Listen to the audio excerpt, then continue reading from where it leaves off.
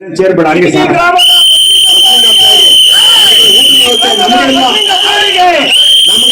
ಊರವರಿಗೆಲ್ಲ ಸೇರಿ ಮಾಡಿದ್ದಾರೆ.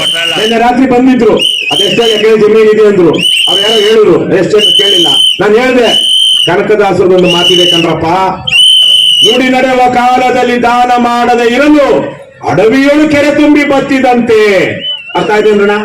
ಎಷ್ಟು ಶ್ರೀಮಂತಿಗೆ ಇದ್ರೆ ಅಂದ್ರಪ್ಪ. ಅದನ್ನ ಸದ್ಧರ್ಮಕ್ಕೆ ಬಸವಣ್ಣ ಮಾತು ಹೇಳ್ತಾರೆ, ಏನದು? ಪಾಪಿಯ ಧನ ಪ್ರಾಯಶ್ಚಿತ್ತಕ್ಕಲ್ಲದೆ ಸತ್ಪಾತ್ರಕ್ಕೆ ಸಲ್ಲದಯ್ಯ.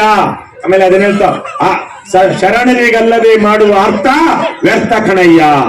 ಇವರೆಲ್ಲ ಹುಟ್ಟಿರುವಂತವ್ರು ಶ್ರೀಮಂತರು, ಅದನ್ನ ಒಳ್ಳೆ ಕೆಲಸಕ್ಕೆ ಬಳಸಿಲ್ಲ ಅಂದ್ರೆ ಅದು ನಾಯಿಯ ಹಾಡು ನಾಯಂಗಲ್ಲದೆ ನೈವೇದ್ಯಕ್ಕೆ ಸಲ್ಲದಯ್ಯ ಅಂತ. ಇವತ್ತು ಅಂತ ಒಂದು ಒಳ್ಳೆಯ ತೀರ್ಮಾನವನ್ನ ತಗೊಂಡು ಅರ್ಥವನ್ನ ಸಾಧಕ ಮಾಡ್ಕೊಳ್ತಾರೆ. ಅವರ ದುಡ್ಡನ್ನ ಒಳ್ಳೆದಕ್ಕೆ ಬಳಸ್ತಾ ಇದ್ದಾರೆ. ಆದ್ರೆ ಹಣ ಇದ್ದು ಒಳ್ಳೆ ಕೆಲಸ ಮಾಡ್ಲಿಲ್ಲ ಅಂದ್ರೆ ಪಾಪಿಯ ಧನ ಪ್ರಾಯಶ್ಚಿತ್ತಕ್ಕಲ್ಲದೆ ಸತ್ಪಾತ್ರಕ್ಕೆ ಸಲ್ಲದಯ್ಯ ಅಂತ ಆಗುತ್ತೆ. ಅದಕ್ಕೆ ನಾನು ವಿಶೇಷವಾಗಿ, ಯಾಕೆ ನಾವು ಸಾಮಾನ್ಯವಾಗಿ ಇಷ್ಟೆಲ್ಲ ನಮ್ ಸಹಾಯ ಮಾಡಿದವ್ರು ಹೋಗಲ್ಲ, ಅದವ್ರ ಜವಾಬ್ದಾರಿ, ಅವ್ರ ಕರ್ತವ್ಯ, ಸಮಾಜಕ್ಕೆ ಒಳ್ಳೇದ್ ಮಾಡೋದು ಅಂತ ಅಂದ್ಕೊಂಡು ಕರ್ನಾಟಕ